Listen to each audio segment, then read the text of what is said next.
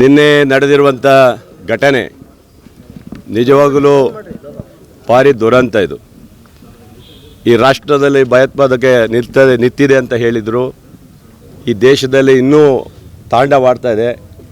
ಸಾಮಾನ್ಯ ಜನರು ಕಾಶ್ಮೀರಕ್ಕೆ ಹೋಗುವಂಥ ಸಂದರ್ಭದಲ್ಲಿ ಈ ಥರ 40 ಜನರ ಮೇಲೆ ಅಟ್ಯಾಕ್ ಮಾಡಿರುವಂಥದ್ದು ಇದು ರಾಷ್ಟ್ರೀಯ ದುರಂತ ಅಂತಲೇ ತಿಳ್ಕೊಬೇಕು ನಾವು. ಇವತ್ತು ಈ ರೀತಿಯ ಘಟನೆಗಳು ಮರುಕಳಿಸಬಾರ್ದಾಗಿತ್ತು. ಯಾಕಂದರೆ ಇವತ್ತು ಮಂಜುನಾಥ್ ಅವರು ನಮ್ಮ ಜಿಲ್ಲೆಯ ಒಬ್ಬ ಯುವಕ ಇವತ್ತು ಮರಣ ಹೊಂದಿದ್ದಾನೆ. ಅವನಿಗೆ ಇವತ್ತು ಅವರ ಕುಟುಂಬಸ್ಥರು ದುಃಖಿತರಾಗಿದ್ದಾರೆ. ಇವತ್ತು ಇಡೀ ರಾಜ್ಯದಲ್ಲಿ ಅಥವಾ ರಾಷ್ಟ್ರದಲ್ಲಿ ತಲ್ಲಣವಾದಂಥ ಒಂದು ಸುದ್ದಿ ಇದು. ಈ ರೀತಿ ಘಟನೆಗಳು ನಡೀತಿದ್ದ ಸಂದರ್ಭದಲ್ಲಿ ಆ ತಂದೆ ತಾಯಿಗಳಿಗೆ ನಾವು ಏನು ಹೇಳಲಿಕ್ಕಾಗತ್ತೆ ಅಲ್ವಾ? ಪಾಪ ಒಬ್ಬನೇ ಮಗ, ಮಗಳೊಬ್ಬಳು ಇರಬೇಕಿಲ್ಲಿ. ಒಟ್ಟಿನಲ್ಲಿ ರಾಜ್ಯದ 3 ಜನ ನಮ್ಮಲ್ಲಿ ಈ ಒಂದು ಟೆರರಿಸ್ಟ್ ಇದರಲ್ಲಿ ತೀರ್ಕೊಂಡಿದ್ದಾರೆ. ಅಂದರೆ ನಾನು ಹೇಳೋದಿಷ್ಟೇ, ಈಗಾಗಲೇ ನಾನು ಕೇಂದ್ರ ಸರ್ಕಾರದ ನಿಲುವುಗಳನ್ನು ಕೇಳಿದೆ. ನಾನು ಇಲ್ಲ ಅವರಿಗೆ ಬಿಡಲ್ಲ ಅಂತ ಹೇಳ್ತೀರಿ. ಪುಲ್ವಾಮಾ ದಾಳಿ ಆದಾಗೂ ನೀವು ಇದೇ ಹೇಳಿದಿರಿ. ಏನು ಹೇಳಿದ್ರಿ? ನಾವು ಅವ್ರಿಗೆ ಬಿಡಲ್ಲ ಅಂತ. ಅಂದರೆ ಇದೇ ಥರನೇ ಹೇಳ್ತೀರಾ? ಇಡೀ ರಾಜ್ಯ ಎಷ್ಟು ಜನ ಸಾಯ್ತೀರಿ, ಆವಾಗ ನಾವು ಬಿಡಲ್ಲ ಅಂತ ಹೇಳಿ ಇವತ್ತು ಕೇಂದ್ರ ಸರ್ಕಾರ ಮಾಡಿದರೆ ಇದು ತಪ್ಪಾಗತ್ತೆ. ಭಯೋತ್ಪಾದಕರು ಇದ್ದಂಥ ಸಂದರ್ಭದಲ್ಲಿ ನೀವು ಯಾಕೆ ಟೂರಿಸ್ಟರನ್ನು ಕಳಿಸ್ತೀರಿ? ನೀವು ಯಾಕೆ ಜನರನ್ನು ಹೋಗಿ ಅಲ್ಲಿ ಬಿಡ್ತೀರಿ ನೀವು ಅಲ್ವಾ? ನಿಮಗೆ ಇದೇ ಕಾನೂನಲ್ಲಿ ಇದೇನಾ ನಿಮಗೆ? ಪ್ರತಿ ಸಾರಿನೂ ಒಂದು 30-40 ಜನ ಹುತಾತ್ಮರಾದಮೇಲೆ ನಾವು ಅವರಿಗೆ ಬಿಡಲ್ಲ ಅಂತ. ಏನು ಬಿಡಲ್ಲ ನೀವು? ನಿಮಗೆ ಧೈರ್ಯ ಶಕ್ತಿ ಇರಲಿಲ್ವಾ? ಉಡಾಯಿಸ್ಬೇಕು. ನೀವು ಏನು ಉಡಾಯಿಸ್ತಿದ್ರಿ? ಪುಲ್ವಾಮಾ ದಾಳಿಯಲ್ಲಿ ಹೇಳಿದ್ರಲ್ಲ, ಅದೇ ಥರ ಮಾಡಬೇಕು. ನಾನು ಹೇಳೋದು ಈ ಥರ ಘಟನೆಗಳು ಆಗಬಾರ್ದು. ಅಲ್ಲಿ ರಾಜ್ಯ ಸರ್ಕಾರಕ್ಕೂ ನಾನು ಎಚ್ಚರಿಕೆ ಕೊಡ್ತೇನೆ ಇವತ್ತು.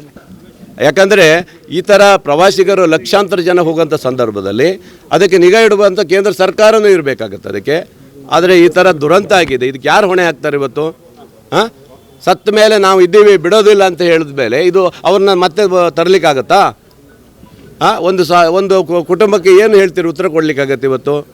ಅದರಿಂದ ಇದು ಭಾಳ ನೋವಾಗಿದೆ. ರಾಜ್ಯ ಸರ್ಕಾರ ಇವಾಗಲೇ ಮುಖ್ಯಮಂತ್ರಿಗಳು ನಮ್ಮ ರಾಜ್ಯದ ಮಂತ್ರಿಗಳ ಸಂತೋಷ್ ಲಾಡ್ ಅವರು ಈಗಾಗಲೇ ಶ್ರೀನಗರಕ್ಕೆ ಹೋಗಿದ್ದಾರೆ. ಇದರ ಜೊತೆಗೆ ನಮ್ಮ ಮಧು ಬಂಗಾರಪ್ಪನವರು ಸಹ ಅದ್ರ ಬಗ್ಗೆ ಈಗಾಗಲೇ ಮಾತುಕತೆ ನಡೆಸಿದ್ದಾರೆ. ಒಟ್ಟಿನಲ್ಲಿ ಆ ಕುಟುಂಬದ ಅಲ್ಲಿರುವಂಥ ಜನರನ್ನ ಸೇಫ್ಟಿಯಾಗಿ ರಾಜ್ಯಕ್ಕೆ ತಂದು ಇಲ್ಲಿ ಶಿವಮೊಗ್ಗ ಅವರ ತರಿಸುವಂಥ ಕೆಲಸ ಆಗಬೇಕಾಗಿದೆ. ಯಾಕಂದರೆ ನೋವಿದೆ. ಎಲ್ಲೋ ಒಂದು ಕಡೆ ನಮ್ಮ ಜಿಲ್ಲೆಯವರು ತೀರ್ಕೊಂಡಿದ್ದು ಭಾಳ ನೋವಾಗುತ್ತೆ. ಅಂಥ ನೋವಲ್ಲೂ ಸಹ ಇವತ್ತು ಏನಂದರೆ ಭಯೋತ್ಪಾದನೆ ಬಗ್ಗೆ ಈಗಲೂ ಇನ್ನೂ ಇಷ್ಟು ವರ್ಷ ಆದರೂ ಸಹ ಕಡಿವಾಣ ಹಾಕಿದ್ದೀವಿ ಅಂತ ಹೇಳಿದವರು ಇನ್ನೂ ನಡೀತಾ ಇದೆ ಅಂತ ಹೇಳೋದು ನನಗೇನು ನೋವು ಅಂದರೆ, ಇಲ್ಲ ನಾವು ಇದ್ದೀವಿ ನಾವು ಬಿಡಲ್ಲ ಅಂತಾರಲ್ಲ, ಅದು ಭಾಳ ನೋವಾಗುತ್ತೆ ನನಗೆ. ಬಿಡಲ್ಲ ಅಲ್ಲ, ಅದನ್ನು ಮುಂಚೆನೇ ಬುಡ ಸಮೇತ ಕಿತ್ತಾಕಬೇಕು ಅನ್ನೋದು ನಮ್ಮೆಲ್ಲರ ಉದ್ದೇಶ ಇವತ್ತು.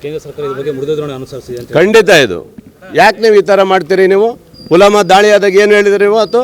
ಅವತ್ತು 40 ಜನ ಯೋಧರು ಸತ್ತು ಹೋದಾಗ ನಾವು ಬಿಡಲ್ಲ ಅಂತ ನೀವು ಒಂದು ಕಡೆ ಹೊಡೆದ್ರಿ. ನೀವು ಅದು ಹೊಡೆದ್ರೋ ಬಿಡ್ರೋ ನಮ್ಮನ್ನು ನೋಡಿಲ್ಲ ನಾವು ಅಲ್ವಾ? ಆದರೆ ಇವತ್ತು ಜನಸಾಮಾನ್ಯರಿಗೆ ಏನು ಹೇಳ್ತೀರಿ ನೀವು? ಕಾಶ್ಮೀರಕ್ಕೆ ಇವತ್ತು ನಿಮ್ಮದೇ ಹಿಡ್ತಾ ಇರೋದು, ನಿಮ್ಮ ಆಡಳಿತದಲ್ಲೇ ಇರುವಂಥದ್ದು ಎಲ್ಲ ವ್ಯವಸ್ಥೆ. ಹಾಗಾದರೆ ಟೂರಿಸ್ಟ್ ನೀವು ಹೋಗಬಾರ್ದು ಅಂತ ಈಗ ಪಾಪ ಅವ್ರ ಅತ್ತೆ ಹೇಳ್ತಾಯಿದ್ರು, ಸರ್ ಇಂಥ ಪ್ಲೇಸಿಗೆ ಯಾಕೆ ಸರ್ ನಮಗೆ ನಮ್ಮ ಟೂರಿಸ್ಟಿಗೆ ಹೋಗಿ ಕಳಿಸ್ತಾರೆ ಸರ್, ಬಿಡಬಾರ್ದಾಗಿತ್ತು ಸರ್, ನಾವು ಸೇಫ್ಟಿಯಾಗಿರ್ತೀವಿ ಅಂತ ನೋವಿಂದ ತೋಡ್ಕೊಂಡ್ರು ಅವರು. ಆ ನೋವಿಂದ ತೋಡ್ಕೊಂಡಾಗ ಅರ್ಥ ಆಗುತ್ತೆ ನಮಗೆ. ಇವತ್ತು ಲಕ್ಷಾಂತರ ಜನ ಇವತ್ತು ಅಲ್ಲಿಗೆ ಬುಕ್ ಮಾಡಿದ್ದಾರೆ. ಎಲ್ಲರೂ ಈಗ ವಾಪಸ್ ಬರುವಂಥ ಪರಿಸ್ಥಿತಿಯಲ್ಲಿ ಇದೆ ಇವತ್ತು. ಆ ಥರ ಒಂದು ಟೆನ್ಷನ್ ಇವತ್ತು ಶ್ರೀನಗರದಲ್ಲಿದೆ. ಹಾಗಾಗಿ ಇಂಥ ಭಯೋತ್ಪಾದನೆಯನ್ನು ಬುಡ ಸಮೇತ ಕೇಳಬೇಕು. ಈ ರಾಷ್ಟ್ರದಲ್ಲಿ ಸುರಕ್ಷತೆ ಬೇಕು. ಯಾಕಂದರೆ ನಿಮ್ಮದೇ ಸರ್ಕಾರ, ಕೇಂದ್ರ ಸರ್ಕಾರ ಇದೆ. ಅಮಿತ್ ಶಾ ಅವ್ರ ಮಾತೆತ್ತರೆ ನಾವು ಬಿಡಲ್ಲ. ಅವ್ರದ್ದು ಇದೆ. ಅವ್ರಿಗೆ ಹೇಳ್ತಾ ಇದ್ದೀನಲ್ಲ, ಅವ್ರನ್ನೂ ಖಂಡನೆ ಮಾಡ್ತಾ ಇದ್ದೀನಿ ನಾನು. ಜಮ್ಮು ಕಾಶ್ಮೀರದ ಅವ್ರಿಗೆ ಏನು ಕೊಟ್ಟಿದ್ದೀರಿ ನೀವು? ಅವ್ರಿಗೆ ಏನು ಆಡಳಿತ ಮಾಡಕ್ಕೆ ಕೊಟ್ಟಿದ್ದೀರಿ? ಕೇಂದ್ರದಲ್ಲಿ ಏನು ಕೊಟ್ಟಿದ್ದಾರೆ ನೀವು? ಎಲ್ಲ ನಿಮ್ಮ ಕೈಯಲ್ಲಿದೆ. ಅವ್ರು ಸುಮ್ಮನೆ ಕೂತ್ಕೊಂಡು ಅಲ್ಲಿಷ್ಟು ಅಭಿವೃದ್ಧಿ ಕಡೆ ಮಾತಾಡುವುದು ಬಿಟ್ಟರೆ ಅವ್ರಿಗೆ ಏನು ಅಧಿಕಾರ ಇಲ್ಲ.